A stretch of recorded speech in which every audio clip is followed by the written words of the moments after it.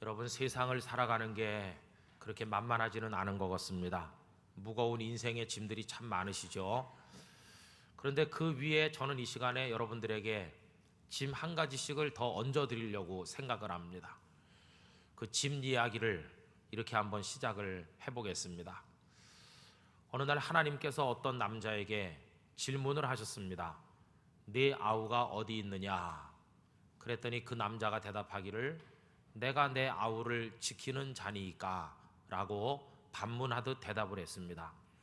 여러분, 이 남자가 누굽니까? 이 남자가 바로 아담의 아들 가인입니다. 이 가인이 하나님 앞에 제물을 드렸는데 하나님께서 거절하셨죠. 그리고 동생 아벨도 하나님 앞에 제사를 드렸는데 아벨이 드린 것을 하나님 받으셨습니다. 자신의 제사가 거절당한 데 앙심을 품은 가인은 동생 아벨을 증오하던 끝에 결국은 살해를 하였습니다. 이 사실을 이미 아시는 하나님께서 가인에게 질문하시는 겁니다. 네 아우가 어디 있느냐? 여러분, 그가 내가 내 아우를 지키는 자니까 라고 대답하는 그 순간 그의 죄는 돌이킬 수 없는, 용서받을 수 없는 죄가 되고 말았습니다. 만약 그때 이렇게 대답했으면 어떨까요? 하나님, 저는 너무너무 나쁜 일을 저질렀습니다. 저를 벌하여 주세요. 제가 마땅히 아우를 지키고 아우를 돌봐야 되는데도 불구하고 아우를 살해했으니 저에게 죽음을 명하여 주십시오 라고 했더라면 그래도 그 양심 한 구석에나마 아우에 대한 애틋한 정이 남아있는 증거가 될 텐데, 그가 내가 내 아우를 지키는 자니까 라고 대답하는 그 순간 아우 따위는 내 인생에 아무 의미가 없다. 아우가 도대체 뭐냐? 아우가 내 인생에 무슨 의미가 있느냐? 이렇게 스스로 아우의 불필요성을 선언함으로써 그의 죄는 용서받을 수 없는 죄가 되고 말았다는 것입니다. 여러분, 오늘 이 세상에 많은 비극적인 사건들이 발생하고 있는데 곰곰이 생각해 보면 아우를 지키기를 거부하거나 아우를 지키기는커녕 오히려 괴롭히고 살해하는 오늘날의 수많은 가인들 때문에 발생하는 비극이라고 생각합니다. 여러분, 만약에 우리 모두가 아우를 지키기를 모두가 원한다면 이런 비극적인 참사는 일어나지 않을 것입니다. 오히려 서로를 돌볼 것입니다. 그래서 이 세상이 살기 좋은 따뜻한 세상이 될 것이라고 믿습니다. 하나님께서 아우를 지키는 책임에 대해서 가인에게 말씀하셨는데 가인에게만 그런 책임이 있는 것인가? 그렇지는 않습니다. 저에게도 여러분들에게도 아우를 지키는 책임이 모두에게 동일하게 있는 줄로 믿습니다. 오늘 본문이 바로 그 내용입니다. 여러분, 에스겔은 597년, 주전 597년에 여호야긴 왕과 함께 바벨론 왕 느부갓네살에 의해서 포로로 바벨론 땅에 끌려갔습니다. 그는 그발 강가에 포로들이 머무는 곳에 함께 섞여 살면서 거기서 고통스러운 나날을 보내고 있었습니다. 그러던 어느 날 하나님께서 에스겔을 부르신 것입니다. 그리고는 그에게 사명을 주시는데 아우를 지키라, 다시 말하면 내 형제와 자매를 깨우치라는 사명을 그에게 주십니다. 여러분, 오늘 읽은 말씀 16절과 17절 우리 다시 한번 다 같이 읽어보실까요? 7일 후에 여호와의 말씀이 내게 임하여 이르시되 인자야, 내가 너를 이스라엘 족속의 파수꾼으로 세웠으니 너는 내 입의 말을 듣고 나를 대신하여 그들을 깨우치라. 아멘. 파수꾼이 되라. 이 파수꾼은 원문대로 하면 높은 곳에 서서 멀리 보는 사람이란 뜻입니다.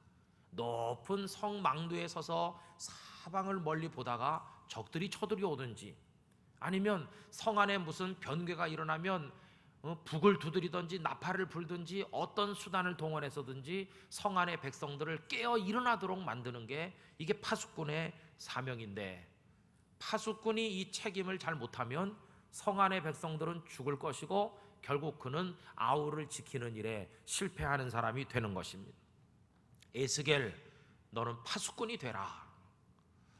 그럼 여러분, 에스겔이 그 일을 해야 될 이유는 뭐겠습니까? 그건 다른 게 아니고 지금 많은 백성들이 깊이 잠들어 있으니까 만약에 파수꾼이 적이 쳐들어와도 알려주지 않고 성 안에 불이 났어도 알려주지 않으면 그들이 다 죽을 테니까, 그러니까 긴급하게 그 일을 하지 않으면 안 된다는 것입니다. 여러분, 하나님께서 에스겔에게 이 말씀을 하실 당시 유다 백성들의 상황이 어떨까요? 이미 여호야긴 왕이 붙들려 오고 왔고 이제 저 예루살렘은 시드기야라는 사람이 다스리고 있었는데 그는 유다의 마지막 왕입니다. 이제 곧 바벨론이 완전히 유다를 집어삼킬 멸망 직전에 와 있습니다. 다시 말하면 적들이 성 안에 불화살을 날려서 성 안에 곳곳에 불이 붙어 타오르는 것과 같은 위급지경에 이르러 있는데 백성들은 아직도 술에 취해서 여기저기 널브러져 자고 있는 것과 같은 형상이었습니다. 하나님께서는 저 예루살렘에는 예레미야를 세워서 백성을 깨우게 하셨고 여기 지금 포로로 끌려온 이 사람들에게는 에스겔을 통해서 그들을 깨우게 하시는 겁니다. 유다 백성들 중에 상당한 숫자가 지금 포로로 잡혀와 있는데 포로로 끌려와 있으면서도 아직도 정신을 못 차리고 아직도 하나님께 돌아오지 않는 자들이 많이 있었기 때문에 하나님께서는 그들을 깨우치라고 말씀을 하신 겁니다. 여러분, 아우를 지키고 깨우칠 사명, 그것은 우리들에게도 있습니다. 우리도 그 일을 해야 됩니다. 왜 해야 될까요? 아주 근본적인 이유를 먼저 말씀드린다면 아우를 잘 지키고 돌볼 때 우리 자신이 먼저 행복하기 때문인 것입니다. 여러분, 하나님께서는 아담에게 하와를 주셨어요. 서로 사랑하게 하셨어요. 사랑하는 게 뭡니까? 상대방을 돌보는 겁니다. 우리 사람은 참 묘한 존재입니다. 사랑받을 때 느끼는 행복보다 누구에겐가 폭 빠져서 그 사람을 위해서는 수고해도 아깝지도 않고 다 퍼줘도 아깝지도 않고 쫓아다녀도 아깝지도 않은 그런 사랑을 할 때 더 행복을 느끼도록 만들어진 존재가 바로 우리들입니다. 아우를 지킬 때 행복감을 맛본다는 겁니다. 여러분, 요즘에요 내 딸 서영이 그런 드라마가 있어요. 거기 보면 서영이란 처녀가 나옵니다. 독종입니다. 독종. 아르바이트도 열심히 하고 좀 지나칠 정도로 지독해요. 공부도 무지하게 열심히 합니다. 모든 엄마들은 그 드라마 보면서 왜 내 딸은 저렇지 않을까? 왜 내 딸은 개슴칠에 10시까지 자고 공부도 안 하고 왜 저럴까? 아마 그런 생각할지도 모르겠어요. 근데 서영이가요 굉장히 가난한데 부잣집에 입주 과외 선생이 됐거든요. 그런데 그 부잣집에 과외 받는 애 형이 있는데 형이 서영이한테 푹 빠져가지고요 맨날 쫓아다닙니다. 소원이 뭐냐면 배불리 먹여주고 싶고요, 편안히 자게 해주고 싶고 그 얼굴에 웃음이 좀 보이도록 해주고 싶은 게 이 총각의 그냥 소원이에요. 그런데 이 서영이라는 여자는 너무 살기가 바쁘니까 찬바람이 쌩쌩 불고 거들떠보지도 않고 그냥 한 말에 착 잘라버립니다. 관심 없다고. 그래도 이 남자는 계속 따라다닙니다. 싱글벙글하면서. 여러분, 사랑받는 사람보다요 쫓아다니고 사랑하는 사람이 훨씬 더 행복하구나. 거의 그 서영이 아버지도 등장하는데 아버지는 사기도 많이 당하고 사람이 조금 이렇게 사회생활에 적응을 못해요. 아버지 굿을 못해가지고 아이들을 그냥 고통 속으로 몰아넣었어요. 아버지 역할을 빵점에 빵점. 그런데 그 아버지가 그래도 막일도 해가면서 자식을 위해 보고자 하는 마음은 있어요. 이 마음이 우리 가슴을 좀 뭉클하게 만들어요. 지켜주고자 하는구나, 자식을. 여러분, 지켜주고자 하는 마음이 표현되는 곳마다 우린 따뜻함을 느낍니다. 그게 살아가는 정이거든요. 그 드라마를 안 보신 분들은 목사님, 내 딸은 서영이가 아니고 영인데요, 막 그런 분들 계실 것 같아서 드라마 얘기는 그만합시다. 어쨌든 남을 지켜주고 싶어 하는 마음이 하나님이 창조하신 우리들의 본성인 줄로 믿습니다. 우리가 거룩한 감동을 느끼는 때는 언제입니까? 누군가가 다른 사람을 위해서 희생적인 위대한 행동을 했다는 얘기를 들으면 가슴이 뭉클한 감동을 느낍니다. 우리가 그렇게 창조된 존재예요. 여러분, 어떤 신문에 이화여자대학교의 김모 교수께서 어렸을 때 그 피난 가던 이야기가 실렸는데 6.25 전쟁이 나고 나서 불과 며칠 만에 인민군들이 서울을 다 정복하는 상황이 벌어졌는데 우리 정부는 너무 당황해서 한강 인도교를 폭파했습니다. 적들이 넘지 못하도록 하려고요. 문제는 피난민들도 다리가 끊겨서 못 넘어온다는 겁니다. 사람들이 강가에 나와서 배를 못 타서 안절부절하고 뒤에서는 콩 볶는 것 같은 인민군의 총소리가 들리는데 얼마나 위급합니까? 그때 이분은 말이죠, 용케 배를 얻어 탔어요. 근데 문제는 배에 너무 많이 탔다는 겁니다. 배가 가라앉으려고 그래요. 사공이 소리 지르면서 몇 사람은 내려야 된다는 겁니다. 내리라고, 그래야 배가 간다는데 누가 내리겠어요? 그 위급한 지경에 어떤 신사한 사람이 일어나더니 내려서 저 길바다 그 강가길을 따라 가더라는 것입니다. 이 교수님은 그 멀어지는 신사의 뒷모습을 보면서 예수님을 생각했다고 합니다.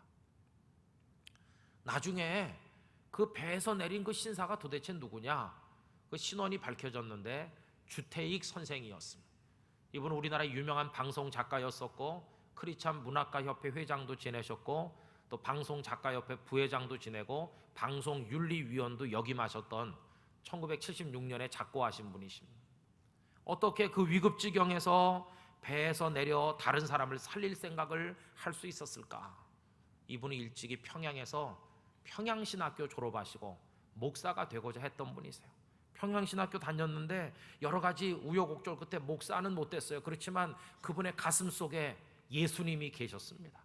예수님, 십자가에 달려 당신을 찢어 피 흘려 죽으심으로 우리를 살리시지 않았냐? 내가 내려야지. 그래서 그분이 내린 겁니다. 우리의 가슴에 감동이 되잖아요.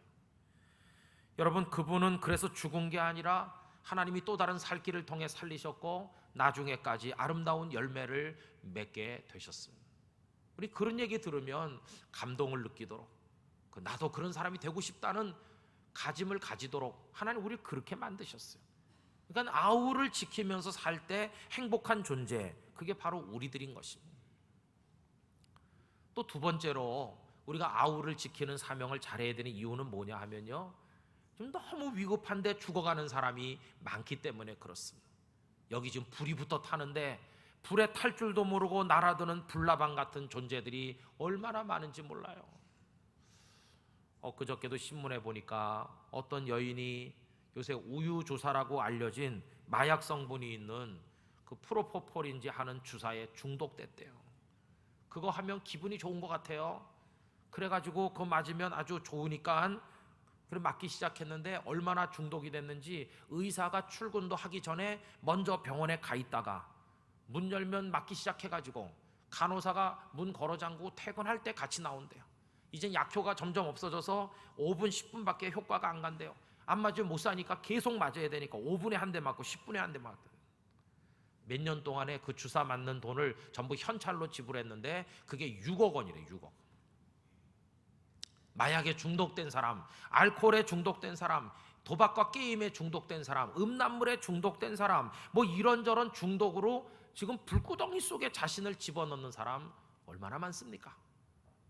하나님을 모르고 죄가 죄인 줄을 모르고 온갖 우상 숭배에 빠진 사람이 우리 주변에 너무나도 많이 있습니다. 하나님께서 너 빨리 그들을 깨우라, 그 죽게 내버려 두지 말고 건져내라, 이렇게 사명을 우리들에게도 말씀하고 계시다는 것입니다. 사람이 사람다운 것은 그런 이들을 지키고 돌보고 건지고자 땀 흘리며 수고할 때 가장 사람다운 것입니다.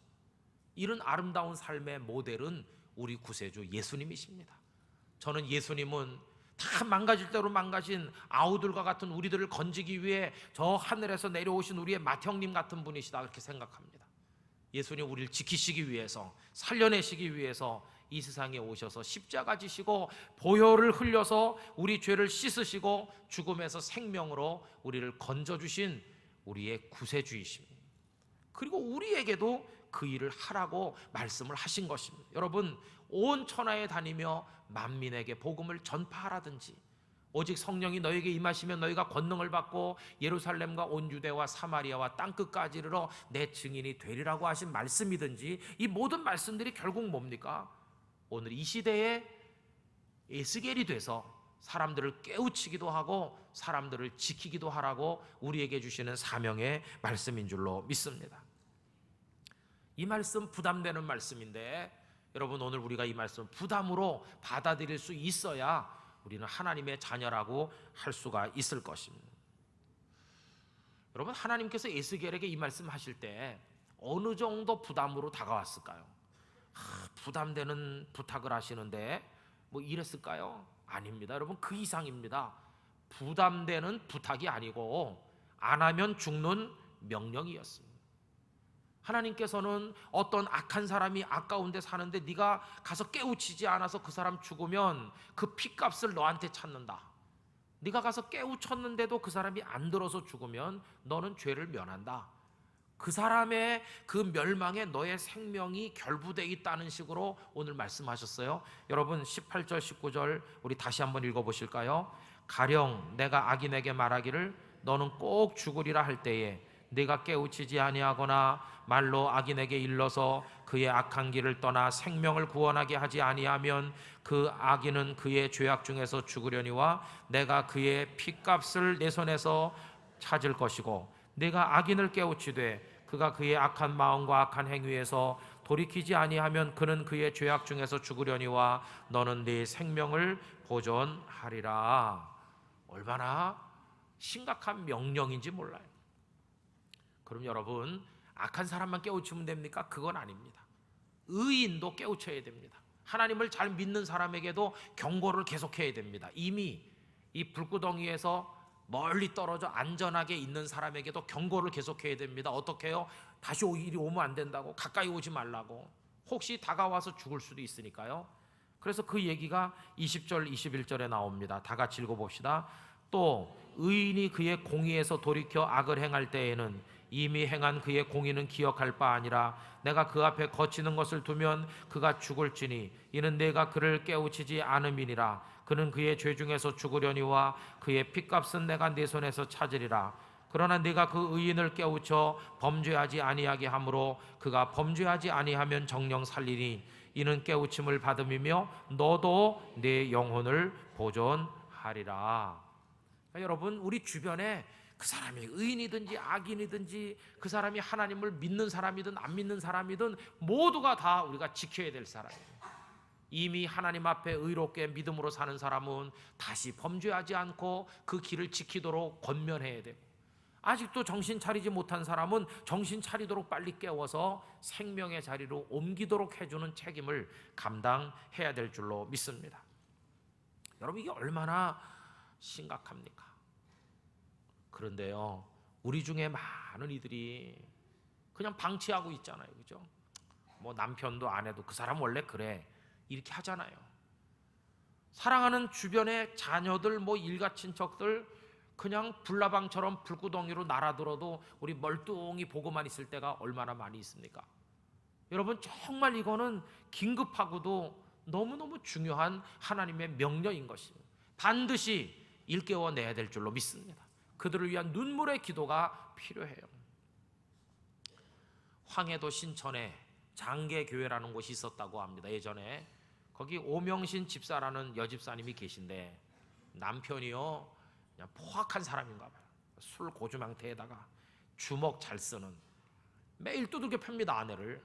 그냥 맨날 얻어맞고 살아요. 이유는 교회 간다고 다 때리지, 성경책 불구덩이 속에 집어던진 게 한두 번이 아니고 하도 때리고 못 살게 하니까 사람들이 그 남자랑 살지 말라고, 그것 무슨 남편이라고 그걸 같이 사냐, 다 그렇게 말했다는 겁니다. 그런데 이 오집사님은 불쌍하지 않냐, 그 사람 나중에 어떻게 되겠냐, 불쌍하지 않냐, 그래도 나라도 그를 위해 기도하지 않으면 누가 그를 위해 기도하겠는가.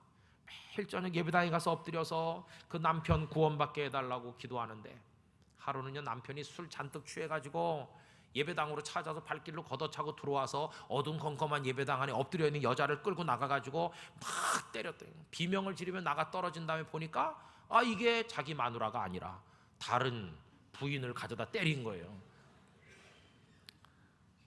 잘 보고 때리셔야 됩니다. 정신 번쩍 차리고 보니까 그 마을에서 제일 힘센 면장님 부인을 두들겨 팼네. 면장님 부인이 그 교회 집사님이거든요.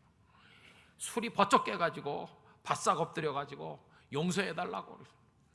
면장 부인 집사님 다 머리칼도 헝클어지고 얻어맞아가지고 엉망인데 두 가지를 요구했대요.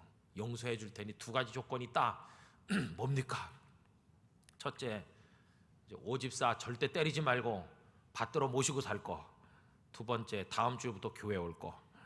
이래가지고 그 남편 구원받게 됐대요.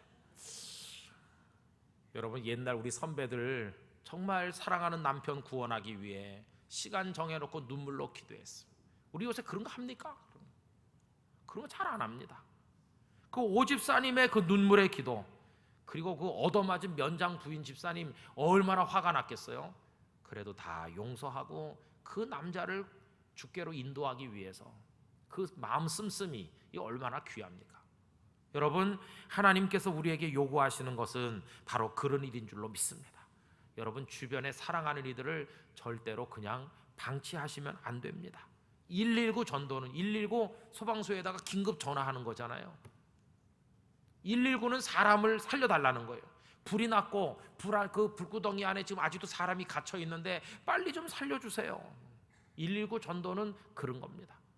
여러분, 아직도 그 전도표에 빈칸이 많이 있어요. 올해가 가기 전에 여러분들의 가슴에 심어두신 그분들을 반드시 주님 앞으로 인도해 내시기를 부탁드립니다. 이걸 위해서 기도하셔야 돼요. 그리고 최선을 다하셔서 하나님 앞에 이 시대에 에스겔된 사명을 감당하게 되시기를 바라는 것입니다. 물론 이거는 쉬운 건 아닙니다. 왜 쉽지 않냐? 나도 바쁘고 시간도 없는데, 물론 그것도 그렇지만 시간 내고 어떻게 해가지고 해봤자 상대방이 너무 냉소적으로 나오니까 쉽지 않아요. 그죠? 근데 하나님께서 에스겔에게 그들의 반응이 그러할 거라는 걸 이미 다 말씀해 주셨어요. 여러분, 본문에서 위로 올라가서 3장 7절 말씀 한번 펴보시겠습니까? 그 7절 다 같이 한번 읽어봅시다. 그러나 이스라엘 족속은 이마가 굳고 마음이 굳어 네 말을 듣고자 아니하리니 이는 내 말을 듣고자 아니함이니라. 마음이 다 굳어버리고 다쳐서 네가 가서 말해도 듣진 않을 거야. 그럼 듣지 않으면 그냥 포기합니까? 아니요. 그래도 포기하면 안 됩니다. 11절 말씀 다 같이 읽어봅니다. 사로잡힌 내 민족에게로 가서 그들이 듣든지 아니 듣든지 그들에게 고하여 이르기를 주 여호와의 말씀이 이러하시다 하라. 아멘. 안 들어도 가서 하래요. 계속해서 듣든지 안 듣든지. 이렇게 해야 될 이유 두 가지입니다. 첫째는요, 지금은 안 듣지만 계속하면 성령께서 역사하셔서 마음이 열릴 때가 있기 때문이라 하는 것입니다. 여러분, 똑똑 떨어지는 낙숫물은 별 힘이 없는 것 같지만 그래도 떨어지는 낙숫물이 자꾸 떨어지니까 바위에도 구멍이 생기는 거 아니겠습니까? 그러니까 계속해야 된다는 것이고, 또 한 가지 이유는 아까 나왔었죠. 그렇다고 안 하면 핏값을 너에게서 찾겠다 하시니까 계속해야 되는 것입니다. 내가 하면 일단 내 책임은 면하는 것이니까요. 그래서 하나님께서는 계속해서 하도록 우리들에게 말씀하고 계신 것을 보게 됩니다. 우리 교회 구역신방을 돌면서 어떻게 예수 믿게 되셨는지 짤막짤막하게 얘기해 보세요. 우리 교회는 또 어떻게 나오시게 됐는지 말씀해 보세요. 그럼 한 2, 3분씩 돌아가면서 말씀하거든요. 그러면 뭐 부모님이 믿어서 그죠, 이렇게 순탄하게 믿은 분도 있지만 사연 많은 분이 참 많아요. 어떤 분은 아내 교회 간다고 두들겨 패다 나온 분도 있고, 뭐 어떤 분은 들어보니까요, 교회 불 지르려고 집에다가 기름 사다 놨던 분도 있더라고, 우리 교회 교인 중에. 그런 분이 어떻게 예수를 믿게 됐을까? 여러분, 그 뒤에 보면 누군가의 눈물이 있고 누군가의 희생적인 사랑이 있어서 다 그 아우를 지키고자 하는 일념의 헌신이 있었기 때문에 여기 이 자리에 이분이 한 분, 저기 저 자리에 저분이 한 분 앉게 된 것인 줄로 믿습니다. 하나님께서는 그 수고를 우리가 계속해 나가도록 우리에게 말씀하고 계시다 하는 것입니다. 여러분, 그래서 상대방이 어떻게 하든지 여러분들의 사명 끝까지 잘 감당하게 되시기를 진심으로 부탁드립니다. 자, 이제 말씀을 끝내야 되는데 끝내기 전에 한마디 할 일이 있죠. 그게 뭐냐 하면, 그럼 파수꾼이 파수꾼 잘하려면 어떻게 해야 될까? 첫째는요, 파수꾼이 자면 안 되겠죠. 그죠? 적들이 쳐들어와도 자기가 자면 볼장 다 본 겁니다. 파수꾼의 기본이 뭐냐 하면 깨어 있어야 된다는 것입니다. 성도 여러분, 여러분이 하나님 앞에 기도 중에 깨어 있으시길 바랍니다. 우리 교회 아주 아쉬운 한 가지가 뭐냐, 우리가 기도가 부족하다는 것입니다. 우리 성도들이 좀 기도를 많이 하셔야 되겠어요. 우리 교역자들, 장로님, 권사님, 집사님 모두 다 기도 많이 하셔야 됩니다. 최고로 잘할 수 있는 시간은 새벽이고, 새벽에 못 나오시면 예배당에 나오셔서 이 근처를 지나가시더라도 꼭 교회 들려 기도하고, 여러분들의 삶 속에 기도가 삶의 기본이 될 수 있도록 기도 많이 하시게 되기를 부탁드립니다. 정말 기도를 좀 많이 해야 돼요. 그리고 두 번째로 파수꾼부터가 영적으로 건강해야 돼요. 그래서 다른 사람을 하나님의 말씀으로 깨우치려면 자기 자신이 먼저 말씀을 많이 받아 먹어야 됩니다. 하나님께서 에스겔에게도 말씀의 두루마리를 먹으라고 말씀합니다. 여러분 3장 1절로 한번 가보시겠어요? 3장 1절로 3절까지 다 같이 읽어봅니다. 또 그가 내게 이르시되 인자야 너는 발견한 것을 먹으라. 너는 이 두루마리를 먹고 가서 이스라엘 족속에게 말하라 하시기로 내가 입을 벌리니 그가 그 두루마리를 내게 먹이시며 내게 이르시되 인자야 내가 네게 주는 이 두루마리를 네 배에 먹으며 네 창자에 채우라 하시기에 내가 먹으니 그것이 내 입에서 달기가 꿀 같더라. 할렐루야. 먼저 너부터 먹어야 된다. 이 말씀이 기록된 두루마리를 먹고 내가 영적으로 먼저 배불러야 네가 가서 남을 일깨워 줄 수 있을 게 아니냐, 이렇게 말씀하신 거예요.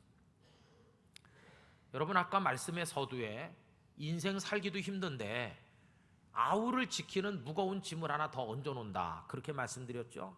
짐인 것 같이 여겨질 때가 있어요. 그러나 막상 깊이 기도하며 생각해보면 이건 결코 짐이 아닙니다. 내가 그 사람을 지켜주고 그 사람을 돌봐줄 뿐만 아니라 또 그 사람이 나를 지켜주고 그 사람이 또 나를 돌봐주기 때문에 이 무거운 인생 자체를 서로 가볍게 살아갈 수 있게 만들어주는 비결이 이 속에 들어있다는 것을 깨닫게 됩니다. 남편과 아내가 서로를 지켜주고 서로를 돌봐줄 때 같이 행복해지는 것처럼 여러분 주변의 분들과 여러분들이 그런 아름다운 삶을 살아가게 되시기를 바랍니다. 이제 11월 첫 주일은 추수감사주일이고 그 앞에 한 주간 가을 감사라는 주제로 하나님 앞에 우리가 새벽마다 기도하려고 하는데, 하나님께 드릴 감사의 예물이 뭘까? 하나님이 가장 기뻐하는 거 이 생명의 열매인 줄로 믿습니다. 그래 여러분, 이 가을에 꼭 사랑하는 가족들과 주변 분들을 주님께로 깨워가지고 나오시고 그들을 지키시고, 그래서 이 시대에 하나님이 주신 사명을 잘 감당하는 우리 땅끝교회 성도들이 되시기를 주님의 이름으로 축원드립니다. 다 같이 기도하겠습니다. 하나님 아버지, 저로 하여금 아우들을 잘 지키게 해주세요. 예수님께서 날 위해 그렇게 하신 거 생각하며 나도 잘하게 해주시고 제가 이 시대에 에스겔의 사명하게 해달라고 우리 다 같이 통성으로 기도하겠습니다. 오 자비로우신 하나님 아버지, 우리가 지켜야 될 많은 아우들을 붙여주셨지만 방치할 때가 많았습니다.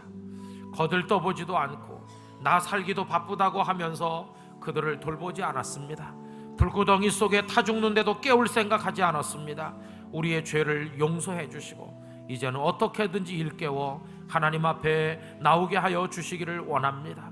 그 영혼들을 건지게 해주시길 원합니다. 복음의 사명이 우리 가운데 뜨겁게 불타오르도록 아버지 하나님 축복하여 주시기를 원합니다.